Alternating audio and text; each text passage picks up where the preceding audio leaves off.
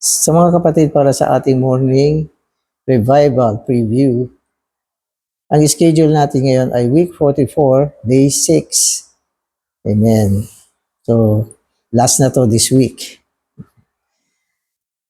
So, para sa ating mga Bible verses, magbabasa na ako. Revelation 12:11. And they overcame him because they loved not their soul life, even unto death. So, ito yung paksa dito ngayon.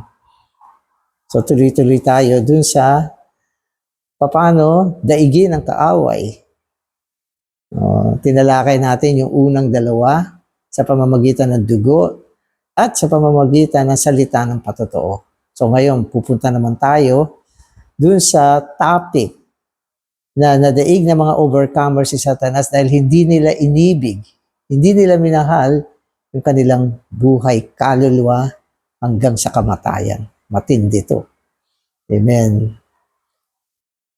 Matthew 16:24. Then Jesus said to his disciples, if anyone wants to come after me, let him deny himself, take up his cross, and follow me. So, gusto mo bang lumapit sa Panginoon, maglingkod sa Panginoon, gumawa para sa Panginoon? O ito ang kondisyon ng Panginoon, ito ang kondisyon niya. Sabi niya, kailangan itakwil mo ang iyong sarili. Pasanin mo ang iyong krus at sumunod ka sa Kanya. Yan. Bakit binigay itong Bible verse na to?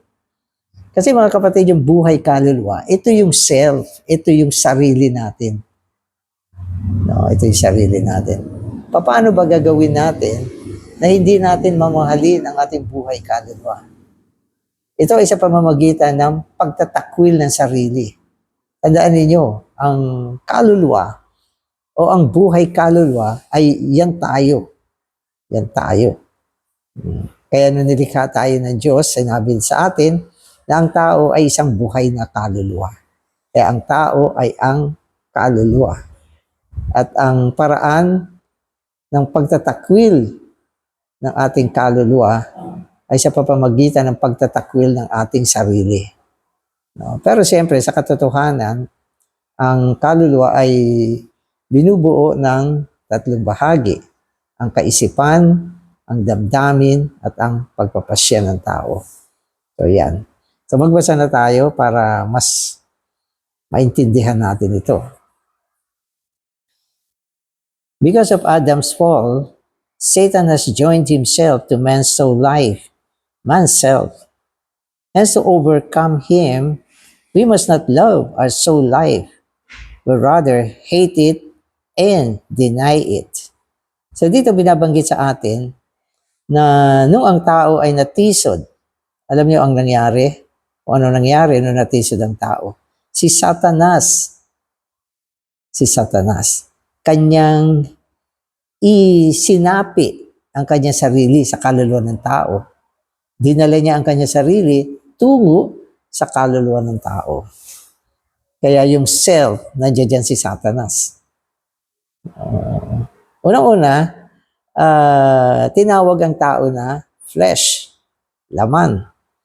Ang denotation ng flesh ay unang-una, yung espiritu ng tao ay namatay, nawala ng function. Pangalawa, ang kanyang kaluluwa ay naging impure, hindi na dalisay, kasi naihalo na si Satanas sa kaluluwa ng tao. Sa kaisipan niya, sa damdamin niya, sa kanyang pagpapasya. Okay. At ang katawan, naging laman. Ibig sabihin, nandyan talaga si Satanas. No? Kaya ang laman ay ang ating katawan ay naging laman. Kaya ang denotation ng flesh ay ang pagkabagsak ng tatlong bahagi ng tao. The fall of man's tripartite parts or three parts. The fallen tripartite man. Yan ang laman. Kaya huwag tayong magtiwala sa ating kaluluwa kapag diyan gumagalaw si Satanas. Yan ang isang lugar na kung saan gumagalaw siya at naghahari din siya. Kaya yan ang ating buhay kaluluwa. Sa Greek ay suki. So yung sinasabi ng Panginoon dito na o sinasabi sa atin na kaluluwa, okay, or self, ito ay buhay kaluluwa. Hindi lang siya kaluluwa, kundi buhay kaluluwa. Nang ibig sabihin, ang tao ay merong tatlong uri ng buhay. So yung spiritual na buhay niya, yun yung kanyang pinaghalong espiritu. Yun yung spiritual na buhay natin. Nandoon ang Panginoon, nandoon ang Espiritu Santo na naihalo sa ating pantaong espiritu. Kaya yung espiritu natin, tinatawag nating mingled spirit. So yun yung una. Yung pangalawa naman, ito yung ating suki life. Suki. Okay, so may spelling yan eh. Okay, search nyo na lang. Suki life. Ito yung buhay kaluluwa. Yung pangalawa naman, yung bios. Okay, so yung bios dito, hindi katulad ng car, bios yun. V. Ito ay bios. B-I-O-S. Ito yung physical life ng tao. Kaya yung tao, complicated eh. Complicated. Pero inuulit natin yung buhay kaluluwa rito ay tumutukoy sa self natin. Sa buhay kaluluwa, sa sarili, sa lumang sarili. Okay, na binubuo ng ating kaisipan, damdamin at pagpapasya. So the overcoming believers who constitute the man-child do not love their soul life even unto death. Those who do not love their soul life are willing to be martyred. We must hate ourselves. As long as we love our soul life, we are dust. Good to be food for Satan. But if we do not love our soul life, ourselves, there will be no dust. And Satan will be killed. When our soul life is killed, Satan is killed also.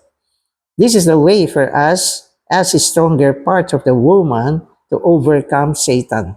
So, maganda yung sinasabi rito. Yung mga mandaraig, kaya sila naging mandaraig, hindi nila minahal yung kanilang buhay kaluluwa. Tinakwil nila yon. At yan ang isang paraan kung paano nila ginapi si Satanas. Sa pamamagitan ng pagtatakwil ng kanilang buhay kaluluwa hanggang sa kamatayan. Maski na i-threats mo sila, papatayin kita, hindi pa rin nila mamahalin yung buhay kaluluwa nila. So, ganyan sila katibay. At kadalasan, yung kategorya ng man-child, ito ay tumutukoy sa mga believer na malakas. At sila ay namatay na. At marami rin sa kanila, pinatay talaga. At sila ay naging martyred. Kaya itong mga martyred, mga martyr or martyred, itong mga taong ito, ang isa sa pinaka-karakteristik nila, hindi sila nagmamahal sa kanilang buhay kaluluwa. Mas pinili pa nga nila ang mamatay kaysa itakwil ang Panginoon, kaysa talikuran ng Panginoon. So ang tinalikuran nila, hindi ang Panginoon, kundi yung kanilang buhay kaluluwa. Kaya eventually na-martyr sila. Amen. So sinasabi sa atin na dapat ang ating sarili ay kamuhian natin. Dito sinasabi na hindi minahal ang buhay kaluluwa, hindi minahal. Pero dito sinasabi lang hindi minahal. Dapat itakwil mo siya kasi diyan gumagawa si Satanas. At ang kanyang instrumento ay ang kaluluwa ng tao upang maisagawa yung kanyang will, kalooban sa tao. Hahawakan niya yung buhay kaluluwa mo. Bibigyan niya ng bargain. Diyan nakikipag-bargain si Satanas bibigyan kita ng comfort sa buhay kaluluwa. Papasayahin kita diyan. Bibigay ko sa iyo yung world, yung sanlibutan. Saya ng buhay mo. Dami mga magagandang bagay sa sanlibutan. At lahat ng ito ay pagkain ng buhay kaluluwa. Ang mga music, sports, di ba? Mga lugar na mga pinupuntahan ng tao. Lahat yan ay nagpapakain sa kaluluwa. Upang ang kaluluwa nila ay maging masaya. Oo, masaya. Pero yung hindi nagmamahal sa kaluluwa, hindi niya gusto yan. Hindi niya hinahanap yung mga ganyan. Ang hinahanap niya kung paano maging masaya si Lord. Kung paano magkaroon ng kaluguran yung Panginoon nila. Kaya hindi nila minamahal yung kanilang buhay kaluluwa. At ito ay kanilang tinakwil. At hindi lang itakwil, kamuhian siya. Kamuhian. Amen. Okay, so sinasabi sa atin, kapag ikaw daw ay nagmamahal sa buhay kaluluwa, ikaw ay dust, alikabok. Ikaw ay kumakain ng alikabok. No? At ikaw ay pagkain ni Satanas. Parang ano pa sasabihin, brother, sobra na yan. So hindi ganon. Kasi alam niyo ba, nung ang tao ay natisod, bibigyan ko kayo ng kwento. Hindi ba yung tao ay tinukso ng ahas? Nung dumating si Satanas, para tuksohin yung babae, nasa anyo siya ng ahas. Hindi naman siya dumating doon na mukhang Satanas, may sungay, may buntot, maitim, nakakatakot. So, tatakbo yung babae pag nakita siya. Dumating siya ron bilang isang ahas. At pagkatapos na matisod ang babae, di ba, sumunod yung babae sa kanya. O ano sabi, kainin mo. Hindi kumain yung babae. Kainin mo yung bunga niya. No? So, natisod yung babae. At dahil dito, sinumpa ng Diyos yung ahas. So, sabi ng Diyos, ikaw ay gagapang. No? At ang alikabok ay magiging pagkain mo. Kasi gumagapang siya eh. Pag yung gumagapang na hayop, yung alikabok, nakakain niya yan. So, ganun yun. Kaya si Satanas, ang kinakain niya ay alikabok. Makalupa siya, ibig sabihin. Makalupa. Mahal na mahal niya yung paggapang. So, merong posibilidad na bago sinumpa yung ahas, hindi siya gumagapang. Di ba? Yung paggapang niya ay sumpa. So, eto, ano ko lang naman ito. Pananaw ko lang to. No, hindi naman masyadong tinalakay yan. No, sapagkat binabanggit natin dito yung pagkain ng alikabok. Para makakain ka ng alikabok, dapat gumagapang ka. Sapagkat kung nakatayo ka, malayo ka sa lupa. Diba? Yung ahas, paano ba siya gumagalaw? Gumagapang siya, umuusad siya ng paggapang, kumakain siya ng alikabok. Kaya ang pagkain ng alikabok ay para kay Satan. Kanya yan. Sabi sa atin, kanya yan. Pero kung nagmamahal ka sa buhay kaluluwa mo, ikaw ay kumakain ng alikabok. Bakit? Kasi lahat ng mga pagkain pangkaluluwa ay makalupa. Makalupa yan. Hindi yan makalangit. Maniwala kayo sa akin. Lahat ng mga nagpapasaya sa atin na may kinalaman sa kasiyahan ng ating kaluluwa ay makalupang bagay. Kaya ganyan ang sitwasyon. Kaya sinasabi, kung ikaw ay nagmamahal sa kaluluwa, ang kinakain mo ay alikabok. So, kasi baka hindi nyo naintindihan ito eh. Pero kung hindi mo mahal yung iyong buhay kaluluwa, hindi ka kumakain ng alikabok, hindi ka makalupa, hindi ka magiging pagkain ni Satanas. Ganyan yun. So, kung tayo kumakain, nagmamahal sa ating kaluluwa, nagiging pagkain tayo ni Satanas. Nagiging enjoyment tayo ni Satanas. Uy, ito. Ang hilig-hilig sa mga ganitong bagay. Ayan, kumakain ng lupa. Pagkain ko to, sarap nito. Gusto ko niya. Gusto ko niya. Okay, so ganun yung explanation dito. Maaari magtanong kayo, Brother Danny, paano gumagalaw si Satanas nung hindi pa siya gumagapang? O di tumatalon, wala namang paa yan. So tumatalon siguro.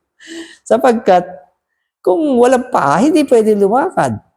Di ba? Kaya marami namang mga hayop na tumatalon lang eh. So patalon-talon lang yan.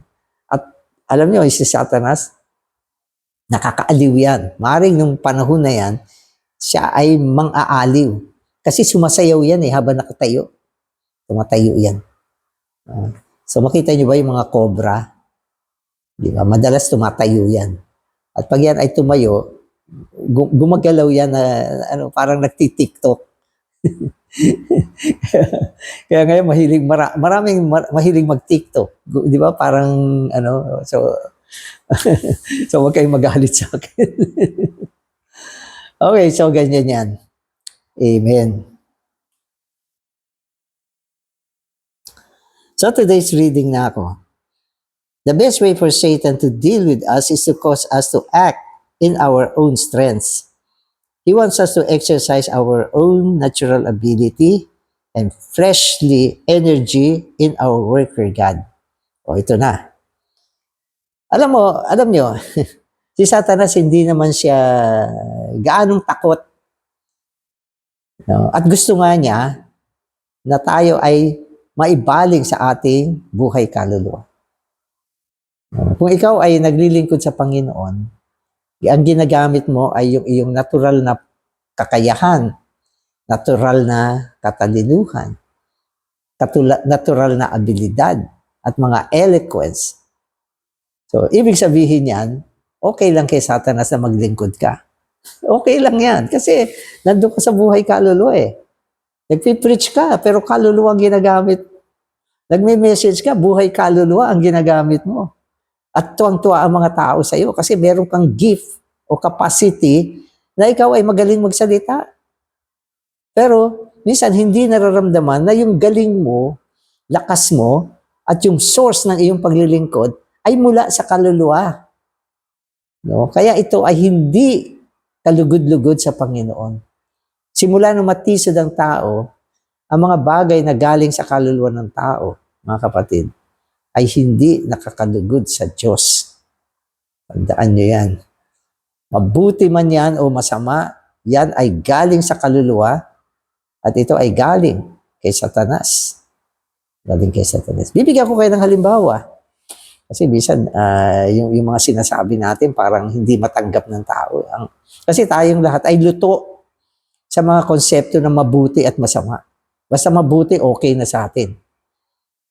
Pero maging ang mga mabubuting bagay, pwedeng ito ay galing sa kaluluwa. At kung galing sa kaluluwa, galing kay Satanas. So ano man bagay na galing kay Satanas, mabuti ba yan? Hindi. Saan nyo para mabuti? Pero sa katotohanan, galing sa masamang isa yan. Diba? Halimbawa, nung sinabi ng Panginoon kay Pedro, pupunta ako sa Jerusalem. Diba? Ako ay makakaranas na maraming mga pananakit. Sabi ng Panginoon. Ano sabi ni Pedro? Humirit agad si Pedro. Sabi niya, Panginoon, huwag mong gawin yan. Maawa sa iyo ang Diyos. Huwag kang pumunta dyan. Oh. Ano yan? Hindi ba si Pedro nagmamalasakit sa Panginoon? Ayaw niya ang Panginoon ay masaktan pag pumunta sa Jerusalem. Hindi lang masaktan. Papatayin siya doon. Ipapako siya sa krus. Pero nagpapaalam siya sa mga disipulo niya. Si Pedro humirit. At sa kanyang kabutihang loob, dahil mahal niya ang Panginoon, binabawalan niya ang Panginoon na pumunta sa Jerusalem. Hindi dapat mangyari sa iyo ito, Panginoon. Basahin niyo sa Matthew 16. Pero ano sabi ng Panginoon? Get thee behind me, Satan. Yeah. Get thee behind me. At tinawag niya si Pedro na Satanas. Meron ba sinabing masama si Pedro? Wala. Ang kanyang sinabi ay nagmula sa kanyang buhay kaluluwa. Isang pagmamalasakit na nanggagaling sa buhay kaluluwa. Pero ang Panginoon, hindi makakaligtas sa kanya ito. Ang talas na discernment ng Panginoon. Hindi si Pedro to, si Satanas ito. Kaya sabi niya, get thee behind me, Satan. Nakaturo yung kanyang daliri kay Pedro. Pero si Pedro, tinawag niyang Satanas. So mga kapatid, anumang galing sa ating kaluluwa. Minsan maganda siya, mabuti siya, Huwag kang tanggap ng tanggap. O ito pa. Oo. Nung tinukso na ni Satanas ang Panginoon, ito si Satanas direkta, sinabihan niya ang Panginoon. Kasi yan yung time na ang Panginoon ay dumaan sa pag-aayuno, nagutom na ang Panginoon, tao rin naman yan. Sabi niya sa Panginoon, etong mga bato, gawin mong tinapay. O, gawin mo siyang tinapay. Yung mga bato, pag ginawa mong tinapay, mabuti, masama. Diba? Ibig, bato. Naging mga tinapay. Okay, di ba? Okay. Mahal din ang tinapay sa bakery.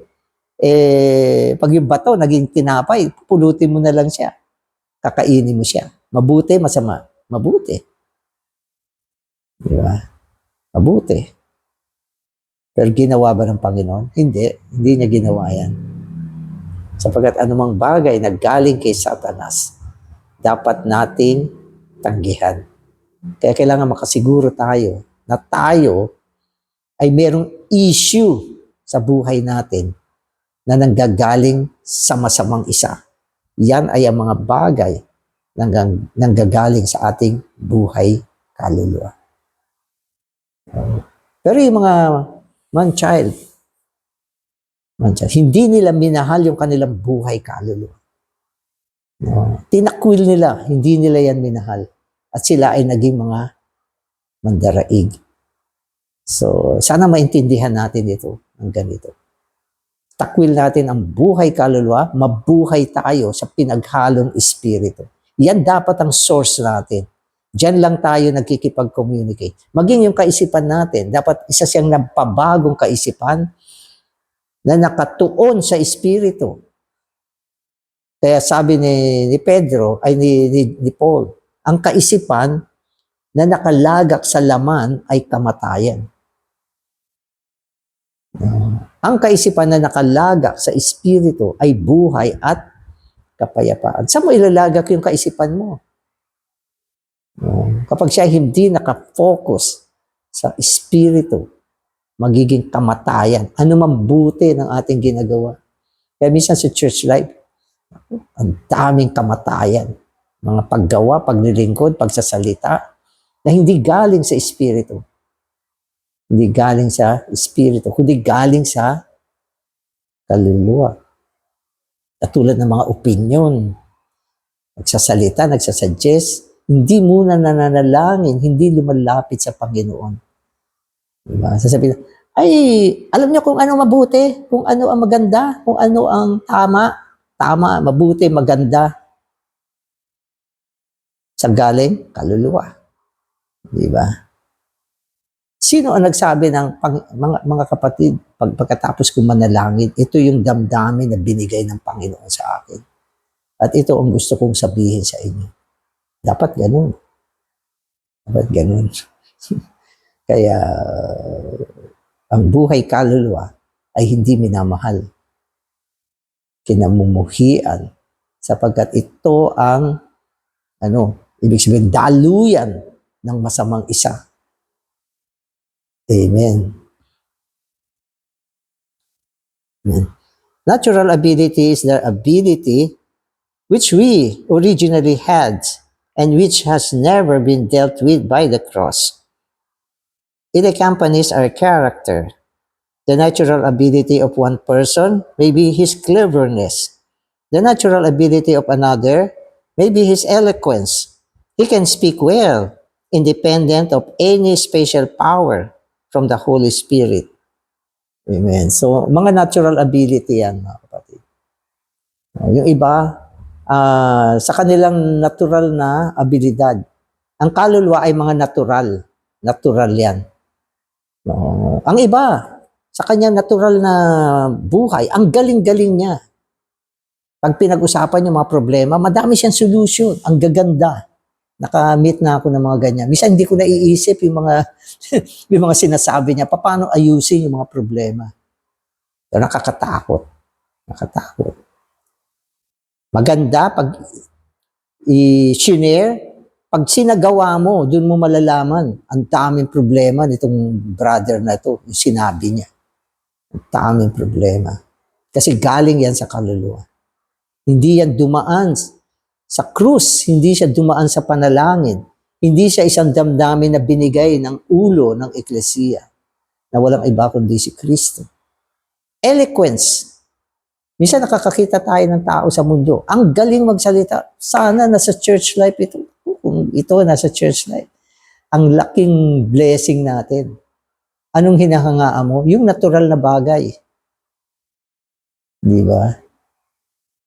Pero subukan mo, dali mo siya sa church life. Sa kanyang abilidad, hindi siya makakatulong at hindi magiging panustos buhay yung mga sinasabi niya. Sapagkat yan ay galing sa kaluluwa ng tao. Kaya dapat itong pananalitang ito pumasok sa atin hanggang kamuhian mo yung buhay kaluluwa mo. Hanggang magbago ka na mula sa araw na ito, hindi mo na pagkakatiwalaan ang sarili mo. Amen. Ito ay matindi. Matindi ito. Amen. Amen. The natural ability of another may be his eloquence. He can speak well independent of any special power from the Holy Spirit. Ang tamang pagsasalita, mga kapatid, dapat meron kang kapangyarihan galing sa Espiritu. Galing sa Espiritu. At yan lang ang totoong kapangyarihan. Kaya yung mga maayos na mga brother, mga kapatid, bago sila mag-speak, mataming panalangin at pagkilatis,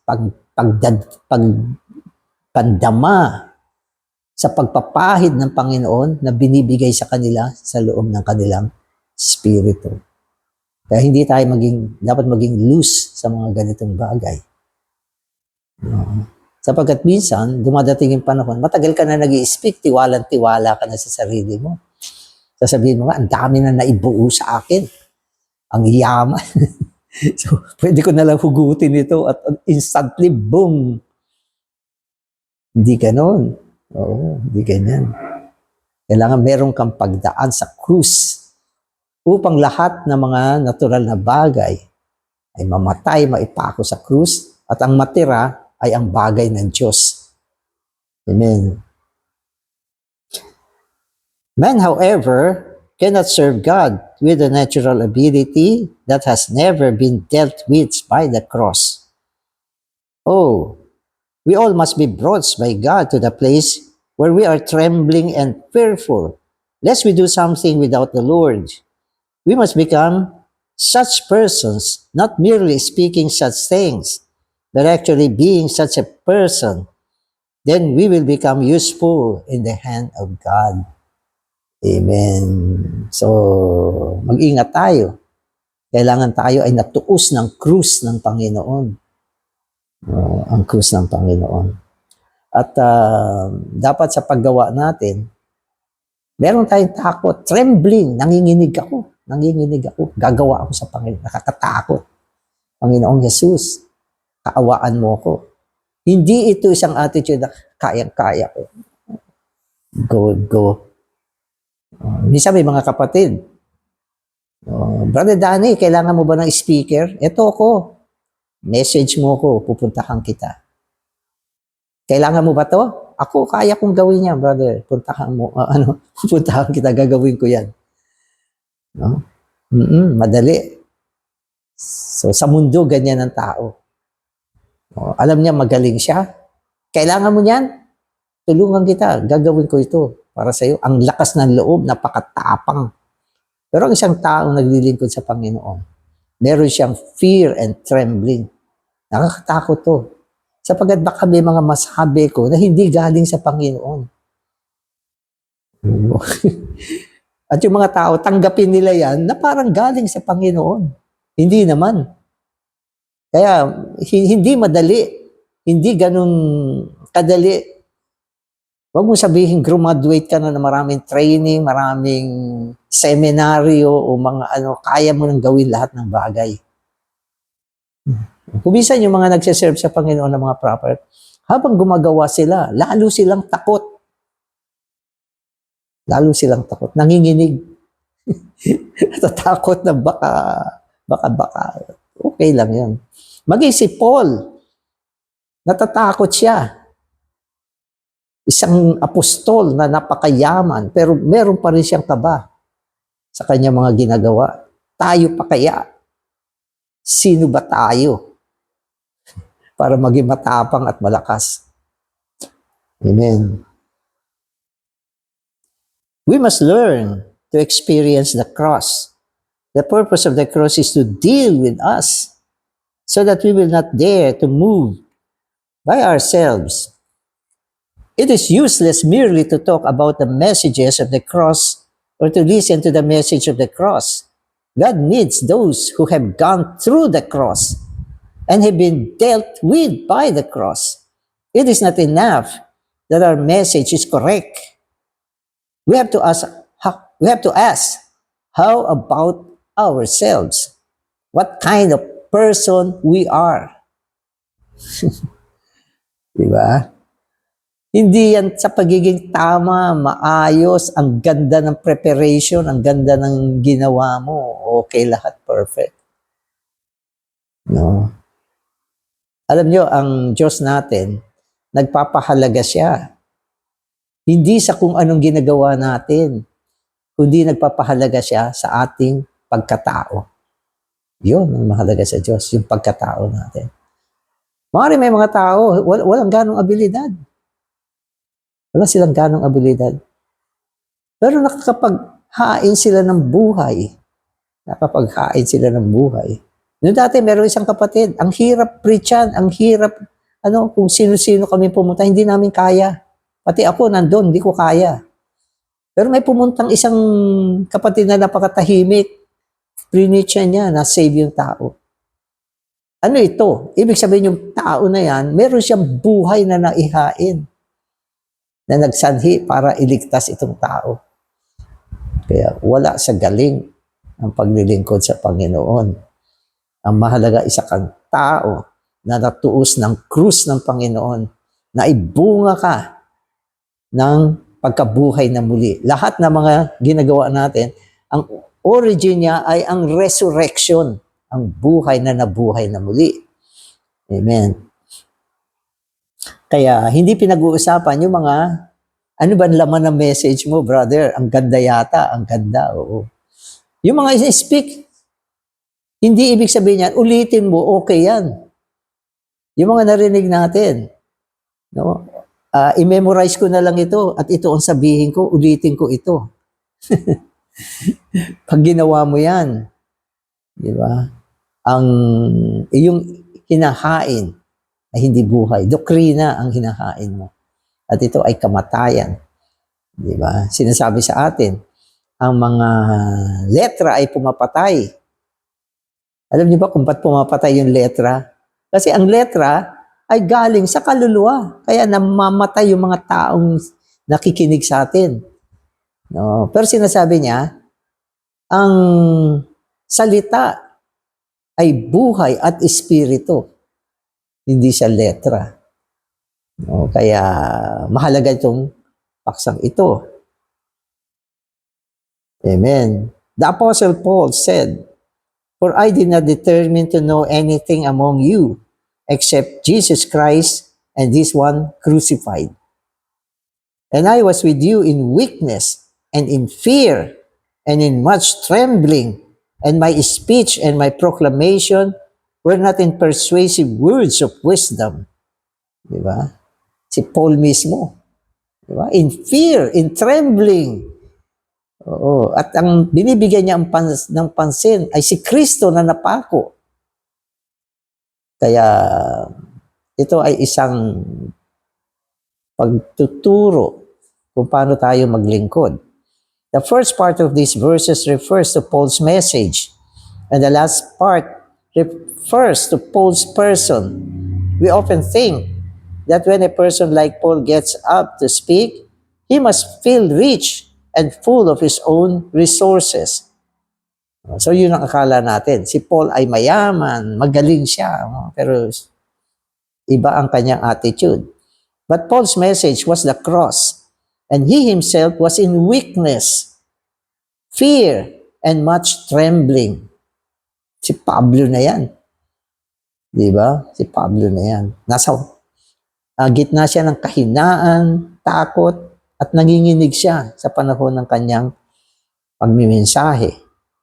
If we have been dealt with by the cross, we will not have any self-confidence. No self-confidence. Walang pagtitiwala sa sarili. And we will not dare to boast. Walang pagmamalaki. Walang pagtitiwala sa sarili. Walang pagmamalaki. Ano ba ang ipagmamalaki natin sa krus? Kakatayin ka niyan. Lahat ng mga natural na bagay na ipagmamalaki mo, i-cross out niya. Wala natira sa iyo. Kaya ang mga taong dumaan sa krus, walang ipagmamalaki, okay, at walang bagay na natural. Amen. At wala silang self-confidence. The subjective work of the cross in us is to take away the things which are not originate with God. The cross leaves only the things which are of God. Amen. So ang kagandahan nito, yung krus kasi, okay, parang apoy siya. Oo. Na lahat ng mga bagay na hindi nagmula sa Diyos, susunugin niya. Susunugin niya. At ang matitira lang ay ang bagay ng Diyos sa iyo. So, ganun ang ibig sabihin niyan. Halimbawa, yung ginto. Yung ginto. Hindi maganda. Marami siyang mga lupa-lupa. Mga ano. Pag dinaan mo siya sa apoy, lahat ng mga dross, yung mga hindi dalisay, hindi ginto, susunugin niya at yung ginto ay kikinang at malilinisan siya. Mapupurify siya. Kaya yung krus ay nagpupurified. Ang kanyang pinapatay ay ang mga makalupang bagay, mga bagay na hindi ang Diyos at walang kinalaman sa dibinong kalikasan ng Diyos. Kaya pure na pure. Yung mga kapatid na dumaan sa krus, pure na pure. Nakakita ko ng mga ganyan. Daman-dama ko na ang taong ito, ang kanyang pagsasalita, napakadalisay. Madalisay. At galing sa kanyang pinaghalong espiritu. Maski sa Biblia, nakita ko natin yan. Kagabi, binasa namin yung case ni Stephen. Nagbigay siya ng isang mahabang message. Naku, binabasa namin, nakita ko yung salita niya, nabasa ko. Napakagaling talaga sa kapangyarihan ng Espiritu. Hanggang sa siya ay na-martyr. Ibig sabihin, hindi niya minahal yung kanyang buhay kaluluwa. In-expose niya yung mga tao. Wala siyang takot. At ang kanyang mensahe ay talagang dibinong mensahe. Wow. Amen. Amen. Some brothers have said that in the past, they had many ways to help people be saved. But after they began to experience the dealing of the cross has dealt with their various ways. And it seems as if they are not able to do anything. So, dalawang experience yung pinakita. Yung mga nagdaang panahon, ang dami niyang pamamaraan, no, upang dalhin sa kaligtasan ng tao. Magaling siya magkwento, magaling siyang mag-create ng mga bagay-bagay, ang husay o salita. Alam niyo ba yung mga speaker sa mga networking, ang gagaling niyan. Parang maski hindi mo gustong bumili, mapapabili ka, makukumbinsi ka sumali. Ang galing ng kanilang eloquence. Ganun. So, sabi niya, ganyan siya nung araw. Siguro, speaker siya sa mga kung saan-saan lugar. Ang galing niya mag-speak. Yung mga tao bumibilib sa kanya. At yun ang paraan niya para yung tao ay dali sa kaligtasan. Pero nung nadala na siya sa krus, parang nawala ang kanyang mga yung mga style o ano pa yung galing mo dati. Nawala. So ito ay pagpapatunay, mga kapatid, ito ay pagpapatunay na marami siyang mga makalupang bagay noong nakaraang panahon. At nung masunog lahat yan, Ang natira sa kanya, konti na lang. Konti yung ginto. Kasi yung ginto, maliit yan eh. Amen. This proves that what they did previously came out from themselves. Because whatever is of God's cannot be slain by the cross. That which passes through the cross and rises up again is of God. Anything which is not able to rise is of men. Amen. So ang ibig sabihin ng krus, lahat ng mga natural na bagay ng tao, ite-terminate niya. Kapag siya ay dumaan sa krus at hindi siya na-terminate ng krus, ibig sabihin sa Diyos talaga yan. So, ganun ang ibig sabihin niya. Kung nawala yung mga style mo nung araw, yung mga diskarte mo, pagkaraan mo sa krus, ibig sabihin yun ay sa tao. Mga abilidad ng tao. At ang natira sa iyo ay iba na. Iba na. Yan ay Diyos mismo. Ang kapangyarihan na natira sa iyo ay ang kapangyarihan ng Diyos. Hindi ka na nagtatrust o dumidepende sa mga style. Minsan pag nakikinig ako sa mga speaker, may mga halong ano yan eh. Mga style, mga wisdom galing sa tao. Oo. Minsan nga sinasabi nila, ito pag pinagsama mo, itong resulta, may mga formulation pa silang ginagawin. So, tahimik lang ako, pero minsan hindi naman talaga siya spiritual. Oo. So, ganyan siya. Kaya ang krus, ipupurify ka na. At ang hindi dumaan sa krus ay natural na abilidad ng tao at hindi makakapagbigay ng kaluguran sa Diyos. Sapagkat yan ay buhay kaluluwa. The Lord Jesus is of God. For after He passed through the cross, He was able to rise again. We should not love anything of the soulish life or of the life of the flesh, but let it all go into death. Our attitude is that we will not live by ourselves in any way. We will not value our own ability or have any self-confidence. We must live as a man full of fear and trembling. We must realize that what feeble creatures we are. Amen. So bakit ba tayo nag-fear and trembling? Because we are feeble creatures, mga mahihina tayo. Tayo ay mga tao na tisod at ang ating kaaway ay nakapasok sa ating buhay kaluluwa. Kaya dahil dyan, naaalala lagi natin na hindi natin pwedeng pagkatiwalaan yung sarili natin. Ang Panginoon lang na nasa espiritu natin, pwede. Kaya sa Biblia, sinasabi sa atin, ang paglilingkod ay paglilingkod sa espiritu. Sa paggamit ng pinaghalong espiritu. Sabi ni Paul yan sa Romans 1, I serve God in my spirit.